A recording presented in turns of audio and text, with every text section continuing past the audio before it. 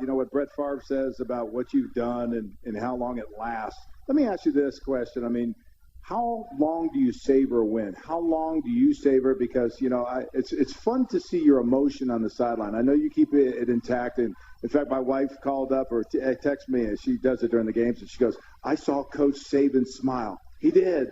And it's always great to see that. But do you really savor it afterwards, or are you always just constantly driving, saying, okay, all these things that we still have to work on, I've got to focus on that now, instead of savoring the moment? Or do you really enjoy the moment, and how long do you savor that moment? No, I enjoy the moment. You know, I'm a competitor like, you know, the players and our other coaches and the people that are involved in the program, and a lot of our fans. You know, they enjoy the sport because they are competitors. So I do enjoy it.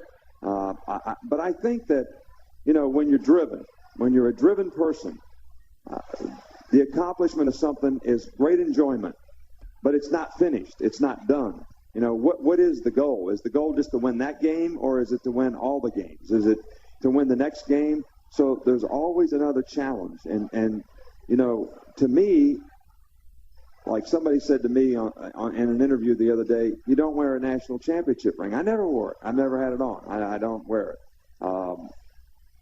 it. But knowing you did it, and the players that you did it with, and the relationships that you had, and what you overcame to do it, and all those memories that you have, you know, that's the true positive self-gratification. It's not that somebody else says, hey, what's that ring on your finger? That's not what it's about, not to me.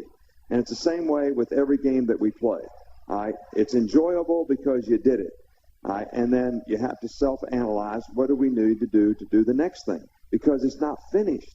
You know, what you did matters, but it doesn't, because you're going to be judged on what you do next. So you got to prepare to do what's next. So that's what we try to do. And, you know, you can't let your guard down too long, and you got to always be prepared to do that.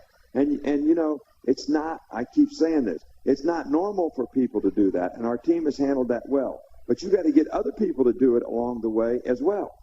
And that's going to be my last comment today. All right? And when I talk about, Tom always lets me say the last thing, and he didn't even ask me to say it, but I'm going to say it now. All right? Just like all the rest of you people out there, on paper, we should beat Mississippi State. Well, you know, I'm going to tell you what. Our team has worked their tail off for about 20 weeks now, all right, to get to where they are right now. Not just 20 weeks, from all the way from last year at the bowl game. All right, they're tired, they're sore, they're beat up. All right, they played in hostile environments. They've done all that you can ask them to do in terms of being competitors in what they do. All right, if our stadium on Saturday, I don't give a shit who we're playing, all right, better be what it ought to be for what these guys have done. I'm just telling you, it ought to be that. You ought to do it for them. Ain't wait for the next game. How about right now? Because our crowd should have an effect on this game, for our players and our team, for what they've done, and just showing appreciation for what they've done. Now, you want to know how I feel about it? That's how I feel about it. How you feel about it? I am the same way, Coach. Thanks for being here.